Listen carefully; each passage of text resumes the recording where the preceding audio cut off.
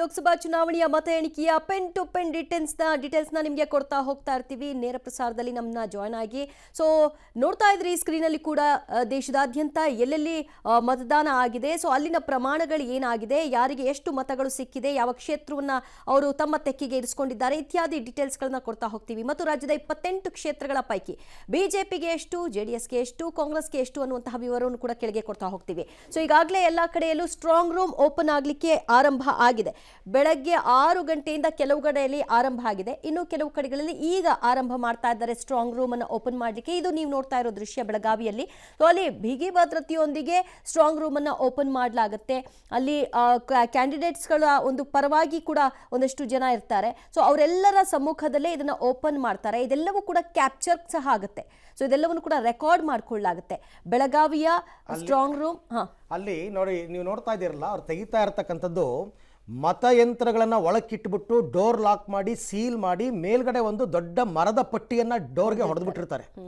ಯಾರೂ ಕೂಡ ಒಳಗಡೆ ಹೋಗಿರಲ್ಲ ಒಂದು ತಿಂಗಳಿಂದ. ಮತ ಎಣಿಕೆ ಮತದಾನ ಮುಗಿದ ಮೇಲೆ ಈಗ ನೋಡಿ ಈಗ ಓಪನ್ ಮಾಡ್ತಾ ಇದ್ದಾರಲ್ಲ, ಇದು ಆ ಮರದ ಕಾರ್ಡ್ಬೋರ್ಡ್ ಶೀಟ್ ಏನಿರುತ್ತೆ ಅದನ್ನು ಹೊಡೆದಿರ್ತಾರೆ ಮೊಳೆ ಹಾಕ್ಬಿಟ್ಟು, ಅದನ್ನು ಓಪನ್ ಮಾಡ್ತಾರೆ ಫಸ್ಟು.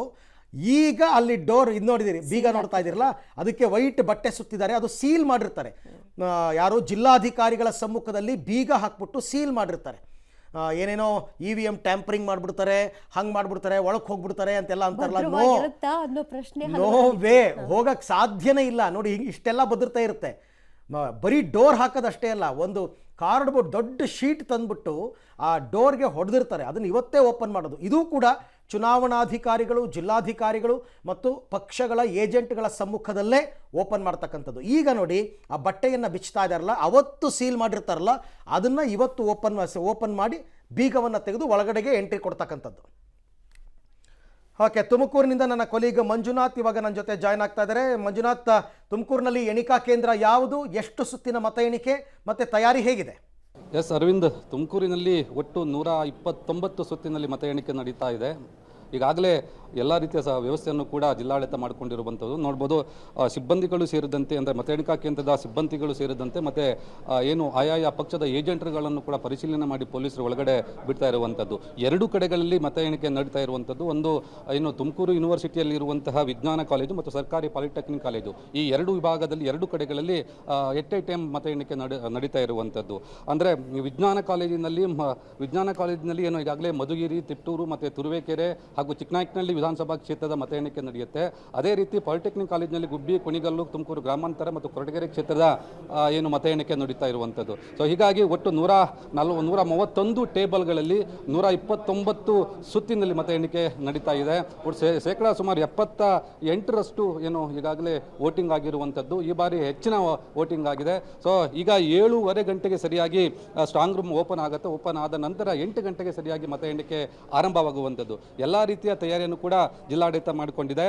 ಅದೇ ಜೊತೆಗೆ ಏನು ತುಮಕೂರಿನಲ್ಲಿ BH ರಸ್ತೆ ಇದೆ, BH ರಸ್ತೆಯ ಒಂದು ಬದಿಯಲ್ಲಿ ಮಾತ್ರ ವಾಹನ ಹೋಗಲಿಕ್ಕೆ ಅಲ್ಲಿ ವ್ಯವಸ್ಥೆ ಮಾಡಿಕೊಟ್ಟಿದ್ದಾರೆ. ಮತ್ತು ಯಾರು ಕೂಡ ಇಲ್ಲಿ 100 ಮೀಟರ್ ಅಂತರದಲ್ಲಿ ಯಾರು ಕೂಡ ಸಂಭ್ರಮಾಚರಣೆ ಮಾಡಬಾರ್ದು, ಆ ರೀತಿಯಲ್ಲಿ ಎಲ್ಲ ಬಂದೋಬಸ್ತನ್ನು ಕೂಡ ಮಾಡಿದ್ದಾರೆ. ಒಟ್ಟಾರೆಯಾಗಿ ಎಲ್ಲವೂ ಕೂಡ ಸುಸಜ್ಜಿತವಾಗಿ ನಡೀತಾ ಇದೆ. ಇನ್ನೇನು ಕೆಲವೇ ಅಂದರೆ ಸುಮಾರು ಒಂದು ಅರ್ಧ ಗಂಟೆಗಳಲ್ಲಿ ಏನು ಸ್ಟ್ರಾಂಗ್ ರೂಮ್ ಓಪನ್ ಆಗುತ್ತೆ. ನಂತರ 8 ಗಂಟೆಗೆ ಸರಿಯಾಗಿ ಮತ ಎಣಿಕೆ ಆರಂಭವಾಗುತ್ತೆ. ಈಗಾಗಲೇ ಜಿಲ್ಲಾಧಿಕಾರಿಯಾದಂಥ DC ಶುಭಾ ಕಲ್ಯಾಣ್ ಕೂಡ ಈಗಾಗಲೇ ಸ್ಥಳಕ್ಕೆ ಬಂದಿರುವಂಥದ್ದು, ಎಲ್ಲ ರೀತಿಯ ಪರಿಶೀಲನೆ ಕೂಡ ಮಾಡಿರುವಂಥದ್ದು. Arvind. Okay Manjunath, thank you ನಿಮ್ಮೆಲ್ಲ ಮಾಹಿತಿಗೆ. ಬಾಗಲಕೋಟೆಯಿಂದ ರವಿ ಹಳೂರ್ ಹೆಚ್ಚಿನ ಡೀಟೇಲ್ಸ್ ಕೊಡ್ತಾರೆ. ರವಿ ಹಳೂರ್, ಎಲ್ಲಿ ಮತ ಎಣಿಕೆಯನ್ನು ಮಾಡಲಾಗುತ್ತೆ ಮತ್ತು ಅಲ್ಲಿ ಯಾವ ರೀತಿ ತಯಾರಿಯನ್ನು ಮಾಡಿಕೊಂಡಿದ್ದಾರೆ? ದಿವ್ಯಜ್ಯೋತಿ, ಈಗಾಗಲೇ ಏನು ಬಾಗಲಕೋಟೆಯ ಹೊರವಲಯದಲ್ಲಿರ್ತಕ್ಕಂಥ ತೋಟಗಾರಿಕಾ ವಿವಿಯಲ್ಲಿ ಈಗಾಗಲೇ ಲೋಕಸಭಾದ ಮತ ಎಣಿಕೆಗೆ ಸಿದ್ಧತೆ ಎಲ್ಲ ರೀತಿಯಿಂದ ಸಕಲ ಸಿದ್ಧತೆ ಆರಂಭವಾಗಿರ್ತಕ್ಕಂಥದ್ದು ನೀವು ನೋಡ್ತಾ ಇರ್ಬೋದು. ಈಗಾಗಲೇ ಮೇನ್ ಫ್ರೇಮ್ನಲ್ಲಿ ಚುನಾವಣಾ ಏನು ಕರ್ತವ್ಯ ನಿರತ ಪೊಲೀಸರು ಅಲ್ಲಿ ಚುನಾವಣೆಗೆ ಸಂಬಂಧಿಸಿದಂಥ ವ್ಯಕ್ತಿಗಳನ್ನು ಪಾಸನ್ನು ಚೆಕ್ ಮಾಡಿ ಒಳಗಡೆ ಬಿಡ್ತಾ ಇರ್ತಕ್ಕಂಥದ್ದನ್ನು ಇನ್ನೇನು ಕೆಲವೇ ಕ್ಷಣಗಳಲ್ಲಿ ಅಂದರೆ 8 ಗಂಟೆಗೆ ಸರಿಯಾಗಿ ಮತ ಎಣಿಕೆ ಆರಂಭವಾಗೋದಿದೆ. ಈಗಾಗಲೇ ಅಂಚೆ ಮತ ಎಣಿಕೆಗೆ 24 ಟೇಬಲ್ಗಳನ್ನು ಅಧಿಕಾರಿಗಳನ್ನ ಸಿದ್ಧತೆಯನ್ನು ಮಾಡಿಕೊಂಡಿದ್ದಾರೆ. ಅಷ್ಟೇ ಅಲ್ಲದೆ ಇನ್ನು ಮತ ಎಣಿಕೆ ಆರಂಭವಾದ ನಂತರ ಅಲ್ಲಿಗೆ ಅದಕ್ಕೆ 14 ಟೇಬಲ್ಗಳನ್ನು ಏನು ವ್ಯವಸ್ಥೆಯನ್ನು ಮಾಡಿಕೊಂಡಿರ್ತಕ್ಕಂಥದ್ದು.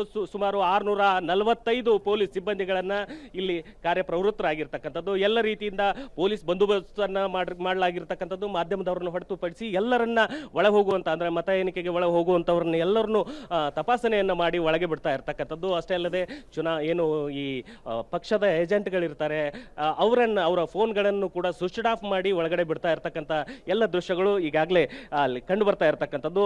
ಅಷ್ಟೇ ಅಲ್ಲದೆ ಇನ್ನೇನು 7:30 ಅಷ್ಟೊತ್ತಿಗೆ ಭದ್ರತಾ ಅಂದ್ರೆ ನಮ್ಮ ಸ್ಟ್ರಾಂಗ್ ರೂಮ್ ಓಪನ್ ಆಗುತ್ತೆ. ಅದಾದ ನಂತರ ಅಲ್ಲಿಂದ 8 ಗಂಟೆಗೆ ಸರಿಯಾಗಿ ಮತ ಎಣಿಕೆ ಆರಂಭವಾಗುತ್ತೆ. ದಿವ್ಯ ಜ್ಯೋತಿ. ಓಕೆ, ಥ್ಯಾಂಕ್ ಯು ರವಿ ನಿಮ್ಮೆಲ್ಲ ಡೀಟೇಲ್ಸ್ಗೆ. ಸೊ ಹಲವಾರು ಜಿಲ್ಲಾ ಕೇಂದ್ರಗಳಲ್ಲಿ ತಯಾರಿಗಳು ಹೇಗಿದೆ ಅಂತಕ್ಕಂಥದ್ದನ್ನ ತಾವು ನೋಡ್ತಾ ಇದ್ರಿ. ನನ್ನ ಪ್ರಕಾರ ಫಸ್ಟ್ ಸ್ಟ್ರಾಂಗ್ ರೂಮ್ ಓಪನ್ ಆಗಿರ್ತಕ್ಕಂಥದ್ದು ಬೆಳಗಾವಿನಲ್ಲಿ. ಸೊ ಇನ್ನು ಕೆಲವು ಕಡೆ ಎಲ್ಲ ಸ್ಟ್ರಾಂಗ್ ರೂಮ್ ಓಪನ್ ಮಾಡಿಲ್ಲ, ಅದಕ್ಕೆ ಒಂದು ಟೈಮ್ ನಿಗದಿ ಮಾಡಿರ್ತಾರೆ. ಸೊ ಹಾಗಾಗಿ ಕೆಲವು ಕಡೆ ಎಲ್ಲ ಬಹುತೇಕ ಕಡೆ 7:30ಕ್ಕೆ ಸ್ಟ್ರಾಂಗ್ ರೂಮನ್ನು ಓಪನ್ ಮಾಡ್ತಾರೆ ಎಲ್ಲರ ಸಮಕ್ಷಮದಲ್ಲಿ. ಬಟ್ ಈಗ ಬೆಳಗಾವಿನಲ್ಲಿ ಮಾತ್ರ ಈಗಾಗಲೇ ಸ್ಟ್ರಾಂಗ್ ರೂಮ್ ಓಪನ್ ಆಗಿದೆ. ಒಂದು ಸ್ಯಾಂಪಲ್ ಯಾವ ರೀತಿ ಅದನ್ನು ಓಪನ್ ಮಾಡ್ತಾರೆ ಅಂತಕ್ಕಂಥದ್ದನ್ನು ಕೂಡ ತೋರಿಸಿದ್ವಿ. ಈಗಾಗಲೇ ಬೂತ್ ವಾರು ಅದನ್ನು ಅವತ್ತೊಂದು ದಿನವೇ ನೀಟಾಗಿ ಜೋಡಿಸ್ಬಿಟ್ಟಿರ್ತಾರೆ. ಪ್ರತಿ ಬೂತಿಂದ ಯಾವ್ಯಾವ ಬೂತಿಂದ ಮತಯಂತ್ರಗಳು ಬಂದಿರುತ್ತೆ ಅದನ್ನು ಒಂದು ಆರ್ಡರ್ನಲ್ಲಿ ಜೋಡಿಸಿರ್ತಾರೆ. ತೊಗೊಂಡು ಹೋಗಬೇಕಾದ್ರೂ ಟೇಬಲ್ಗೆ ತೊಗೊಂಡು ಹೋಗಬೇಕಾದ್ರೂ ಕೂಡ ಅದೇ ಆರ್ಡರ್ನಲ್ಲೇ ತೊಗೊಂಡು ಹೋಗ್ತಾರೆ. ತೊಗೊಂಡು ಹೋಗಿ ಅದನ್ನು ನೀಟಾಗಿ ತೋರಿಸಿ ಎಲ್ಲರಿಗೂ ಕೂಡ ಅದನ್ನು ಓಪನ್ ಮಾಡಿ ಕೌಂಟಿಂಗ್ ಮಾಡ್ತಕ್ಕಂಥದ್ದು. ಸೊ ಕೆಲವು ಕೇಂದ್ರಗಳ ವಿಜುವಲ್ಸ್ ನಮ್ಗೆ ಈಗಾಗಲೇ ಲಭ್ಯ ಆಗ್ತಾ ಇರ್ತಕ್ಕಂಥದ್ದನ್ನು ಗಮನಿಸ್ತಾ ಇದ್ದೀರಾ. ಇಲ್ಲಿ ಸ್ಟ್ರಾಂಗ್ ರೂಮನ್ನು ಓಪನ್ ಮಾಡ್ತಾ ಇರ್ತಕ್ಕಂಥದ್ದು ನಿಮ್ಮ ಲೆಫ್ಟ್ ಸ್ಕ್ರೀನಲ್ಲಿ ಕಾಣಿಸ್ತಾ ಇರ್ತಕ್ಕಂಥದ್ದು ಬೆಂಗಳೂರಿನಲ್ಲಿ. ಸೊ ಹಾಗಾಗಿ ತುಂಬ ದೊಡ್ಡ ದೊಡ್ಡ ಕ್ಷೇತ್ರಗಳಿವೆ. ಬೆಂಗಳೂರು ಉತ್ತರ ಸಿಕ್ಕಾಪಟ್ಟೆ ದೊಡ್ಡ ಅಂದರೆ ಅತಿ ಹೆಚ್ಚು ವೋಟಿಂಗ್, ಅತಿ ಹೆಚ್ಚು ಮತದಾರರಿರ್ತಕ್ಕಂಥ ಕ್ಷೇತ್ರಗಳು. ಅಂಥ ಕಡೆ ಎಲ್ಲ ಸ್ವಲ್ಪ ಬೇಗ ಮಾಡಿಕೊಂಡು ಕರೆಕ್ಟಾಗಿ 8 ಗಂಟೆಗೆ ರೆಡಿ ಮಾಡಿ ಇಟ್ಕೋತಾರೆ. ಯಾರು ಎಷ್ಟೇ ಬೇಗ ಸ್ಟ್ರಾಂಗ್ ರೂಮ್ ಓಪನ್ ಮಾಡಿದ್ರು ಕೂಡ 8 ಗಂಟೆಗೆ ಸರಿಯಾಗಿಯೇ ಮತ ಎಣಿಕೆ ಪ್ರಕ್ರಿಯೆಗಳೆಲ್ಲವೂ ಕೂಡ ಆರಂಭ ಆಗ್ತಕ್ಕಂಥದ್ದು. ಆರಂಭದ ಅರ್ಧ ಗಂಟೆ ನಿಮಗೆ ಅಂಚೆ ಮತಗಳ ಎಣಿಕೆ ಅಂತಕ್ಕಂಥದ್ದು ನಡೆಯುತ್ತೆ. ಎಷ್ಟು ಬಂದಿರುತ್ತೆ ಅಂಚೆ ಮತಗಳು ಅನ್ನೋದ್ರ ಮೇಲೆ ಡಿಪೆಂಡ್ ಆಗಿರುತ್ತೆ. ಕೆಲವು ಕಡೆ ಈ ಎಲೆಕ್ಷನ್ಗೆ ನಿಯೋಜನೆಗೊಂಡಂತಹ ಪೊಲೀಸ್ ಸಿಬ್ಬಂದಿಗಳು ಅವರು ಕೂಡ ವೋಟಿಂಗ್ ಮಾಡಿರ್ತಾರೆ ಆಲ್ರೆಡಿ. ಸೊ ಅದನ್ನು ಕೂಡ ಈಗಾಗಲೇ ತಂದು ಕೆಲವು ವ್ಯಾನ್ಗಳಲ್ಲಿ ರೆಡಿ ಮಾಡಿ ಇಟ್ಕೊಂಡಿದ್ದಾರೆ. ಅದನ್ನು ಕೂಡ ಕೌಂಟಿಂಗಿಗೆ ತಗೋತಾರೆ. ಮೊದಲಿಗೆ ಅಂಚೆ ಮತ, ಅದಾದ ನಂತರ ಸರ್ಕಾರಿ ಸಿಬ್ಬಂದಿಗಳು ವೋಟ್ ಮಾಡಿರ್ತಕ್ಕಂಥದ್ದು. ಆ ನಂತರ ಕೊನೆಯದಾಗಿ EVMಗಳನ್ನು ಟೇಬಲ್ ಮೇಲೆ ಇಟ್ಟು ಒಂದೊಂದಾಗಿ ಕೌಂಟಿಂಗನ್ನು ಆರಂಭ ಮಾಡ್ತಾ ಹೋಗ್ತಾರೆ. ಕರ್ನಾಟಕದ 28 ಲೋಕಸಭಾ ಕ್ಷೇತ್ರಗಳಲ್ಲಿ ಬಹುತೇಕ ಎಲ್ಲ ಕ್ಷೇತ್ರಗಳಿಂದಲೂ ಕೂಡ ನಾನು ನಿಮಗೆ ತಯಾರಿ ಹೇಗಾಗ್ತಾ ಇದೆ ಅಂತಕ್ಕಂಥದ್ದನ್ನು ತೋರಿಸ್ತಾ ಇದ್ವಿ. ಅಗೈನ್ ನೀವು ಗಮನಿಸ್ತಾ ಇದ್ದೀರಾ, ಆ ಫ್ರಂಟ್ ಡೋರ್ ಏನಿರುತ್ತೆ ಸ್ಟ್ರಾಂಗ್ ರೂಮ್ನ ಫ್ರಂಟ್ ಡೋರ್, ಅದಕ್ಕೆ ಮರದ ಹಲಗೆಯನ್ನು ಹೊಡೆದುಬಿಟ್ಟಿರ್ತಾರೆ ಡೋರ್ ಮುಂಭಾಗಕ್ಕೆ. ಯಾರೂ ಒಳಗಡೆ ಎಂಟರ್ ಆಗಬಾರ್ದು ಅಂತಕ್ಕಂಥ ಕಾರಣಕ್ಕೋಸ್ಕರ ಇವತ್ತು ಜಿಲ್ಲಾಧಿಕಾರಿಗಳು ಮತ್ತು ಚುನಾವಣಾ ಏಜೆಂಟ್ಗಳ ಸಮ್ಮುಖದಲ್ಲಿ ಅದನ್ನು ತೆಗಿತಾ ಇರ್ತಕ್ಕಂಥ ದೃಶ್ಯವನ್ನು ಕೂಡ ತಾವು ಗಮನಿಸ್ತಾ ಇದ್ದೀರಾ. ಬೆಳಗಾವಿ ಮೊದಲು ಶುರುವಾಗಿದ್ದು, ಬೆಳಗಾವಿನಲ್ಲಿ ಸ್ಟ್ರಾಂಗ್ ರೂಮ್ ಓಪನ್ ಆಯಿತು. ಈಗ ಬೆಂಗಳೂರಿನಲ್ಲೂ ಕೂಡ ಸ್ಟ್ರಾಂಗ್ ರೂಮ್ ಓಪನ್ ಆಗ್ತಾ ಇದೆ.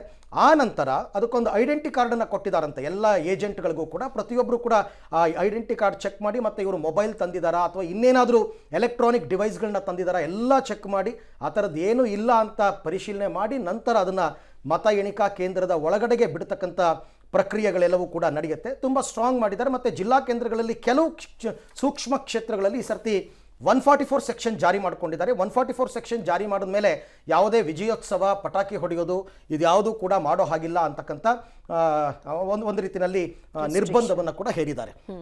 ಸೊ ನಾವು ಸ್ಕ್ರೀನಲ್ಲಿ ನೋಡ್ತಾ ಇದ್ದೀವಿ. ಯಾಕೆ ಇದನ್ನು ನೋಡಬೇಕು ಅಂತಂದರೆ 2 ತಿಂಗಳಾಯ್ತಲ್ಲ ಮತದಾನ ಆಗಿ, ಭದ್ರವಾಗಿರುತ್ತಾ EVM, ಇಲ್ಲೇನೋ ಬದಲಾವಣೆಯನ್ನು ಮಾಡ್ಲಿಕ್ಕೆ ಸಾಧ್ಯ ಇಲ್ವಾ?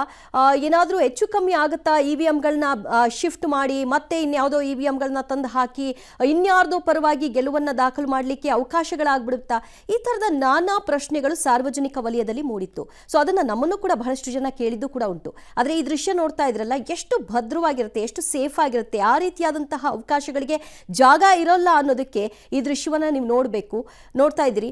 ಅಂದರೆ ಎಲೆಕ್ಷನ್ ಮುಗಿದ ನಂತರದಲ್ಲಿ ತತ್ಕ್ಷಣಕ್ಕೆ ಈವ್ನಿಂಗ್ ಎಲ್ಲ ಒಂದು EVMಗಳನ್ನು ತೆಗೆದುಕೊಂಡು ಹೋಗಿ ಆ ಮಷಿನ್ಗಳನ್ನು ಒಂದು ಕಡೆಗೆ ಸ್ಟೋರ್ ಮಾಡ್ತಾರೆ. ಅದನ್ನ ಸೀರೀಸ್ ಆರ್ಡರ್ನಲ್ಲಿ ಯಾವ ರೀತಿಯಾಗಿ ಸ್ಟೋರ್ ಮಾಡಿದ್ದಾರೆ ಅನ್ನೋದನ್ನು ಕೂಡ ನೀವು ನೋಡಿದ್ರಿ ಸ್ಕ್ರೀನಲ್ಲಿ. ಸೊ ಅದಾದ ನಂತರದಲ್ಲಿ ಸೀಲ್ ಹಾಕಿ ಡೋರ್ಗೆ, ನಂತರ ಆ ಒಂದು ಮರದ ಹಲಿಗೆಯನ್ನು ಹೊಡೆಯೋ ಮೂಲಕವಾಗಿ ಅದನ್ನ ಭದ್ರಪಡಿಸಲಾಗುತ್ತೆ.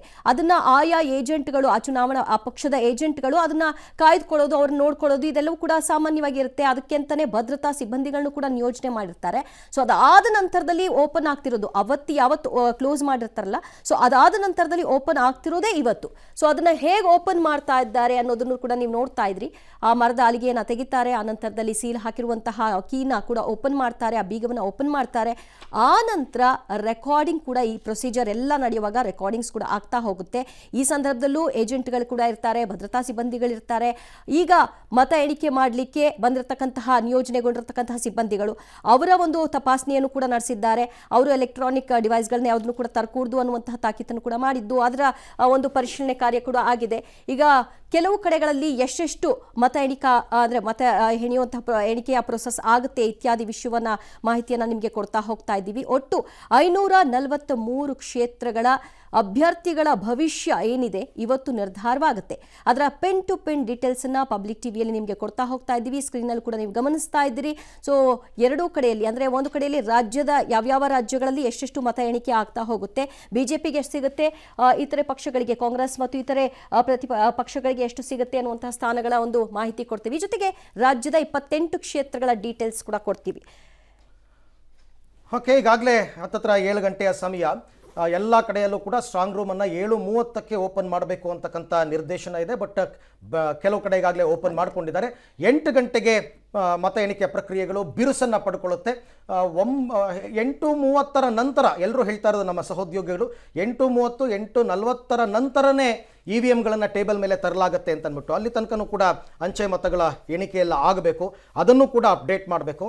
ಒಂದು ಡಿಮಾಂಡ್ ಕೂಡ ಇತ್ತು, ಮೊದಲು ಅಂಚೆ ಮತಗಳು ಏನು ಬಂದಿದೆ ಅದನ್ನು ಕಂಪ್ಲೀಟಾಗಿ ಡಿಕ್ಲೇರ್ ಮಾಡಿಬಿಡಿ, ಆಮೇಲೆ ನೀವು EVM ಅನ್ನು ಕೌಂಟ್ ಮಾಡ್ಕೊಳ್ಳಿ ಅಂತ ಅಂದ್ಬಿಟ್ಟು. ಬಟ್ ಅದನ್ನು ಈ ರೀತಿ ಸಾರಸಗಟಾಗಿ ಒಂದು ರೀತಿ ತಳ್ಳಿ ಹಾಕಿದ್ದಾರೆ. ಸೊ ತಯಾರಿಗಳೆಲ್ಲವೂ ಕೂಡ ಕೊನೆಯ ಹಂತದ ಸಿದ್ಧತೆಗಳು ನಡೀತಾ ಇದೆ.